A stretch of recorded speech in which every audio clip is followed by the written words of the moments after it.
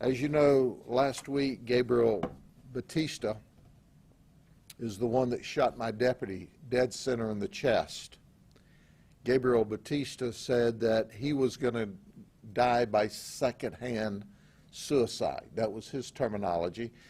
In fact, when the deputies came out of the house from the family disturbance, as I briefed y'all last week, Gabriel had driven past both of their marked cars, stopped his car in front of his separated wife's house, and approached the deputies telling them, "You'll have to kill me. You'll have to kill me here in the driveway."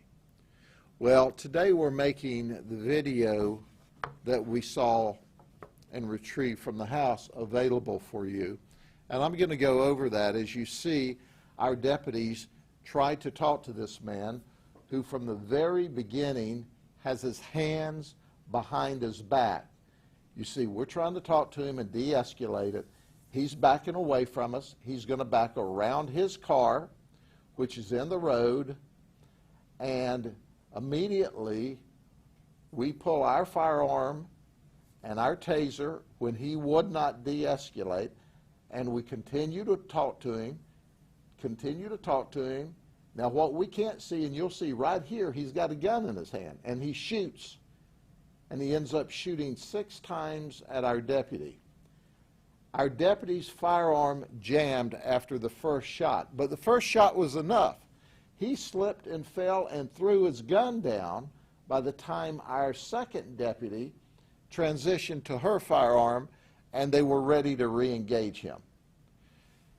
They were remarkably restrained because this all happened in seconds. But when they saw that he had thrown his firearm down after only being shot at one time, then they took him safely into custody.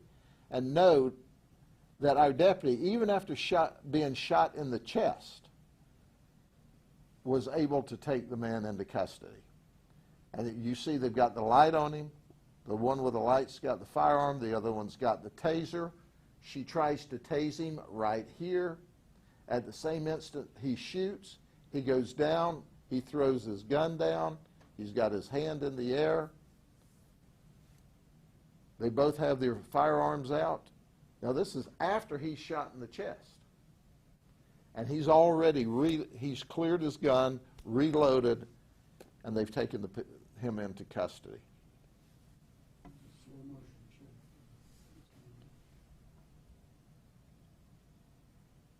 And you can see it in slow motion here. That is remarkable restraint, that after he shot 6 times at our deputy, striking him once. And you can see the gun here. There's the taser, there's the first shot, and there's the subsequent shots at our deputy. He goes down, he throws the gun down, and they take him into custody even after being shot in the center of the chest.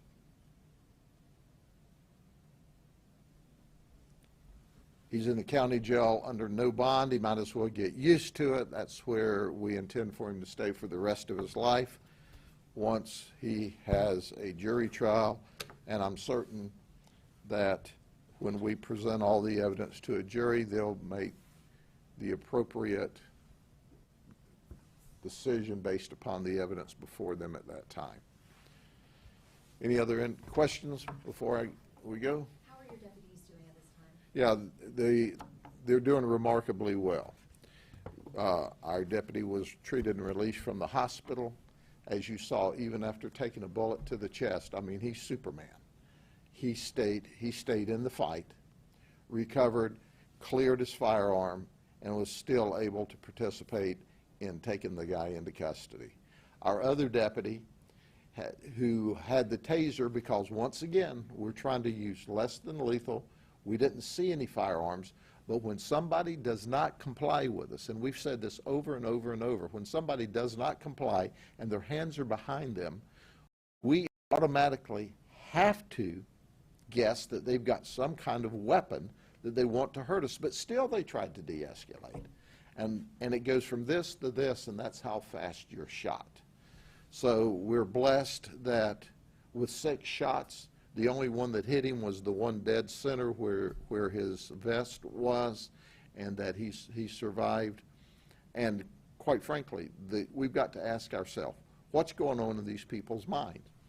Like I said, he wanted to do secondhand suicide and take it out on the deputies.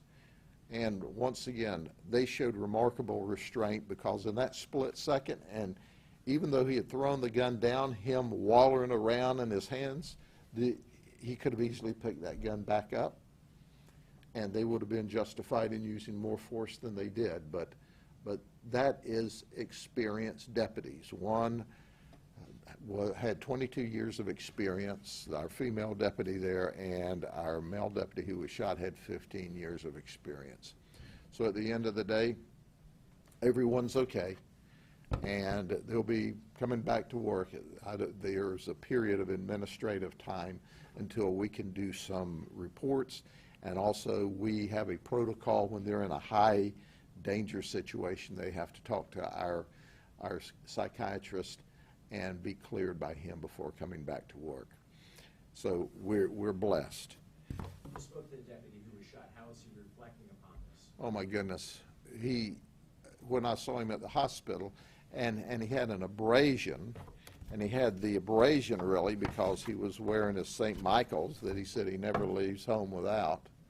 That caused the abrasion from the bullet hitting, because the bullet was stopped in the vest, but it hit his St. Michael's and caused the abrasion. He was unbelievably calm, cool, and collected. When you hear him on the radio saying, "I've been hit," he's calm, cool, and collected. You know, you would never know that the man was just shot in the chest. He's Superman. He's Superman. These guys here, I can't get over this. This is so wrong on every level. Rocky and Gino Colin Costa. It's wrong on so many levels, every level. The fact that, you know, neighbors trying to do them a good deed, they think they're being broken into. There was no evidence, zero evidence that they were being broken into, none. They just simply see a guy standing on their front porch on their Ring door camera as he's bringing their medicine to them. And then they go out and trace down some lady sitting in her car in another part of the complex and shoot her up. Try to get her out of the car at gunpoint. Not even the person on the Ring camera. Just crazy. See y'all later. Take care.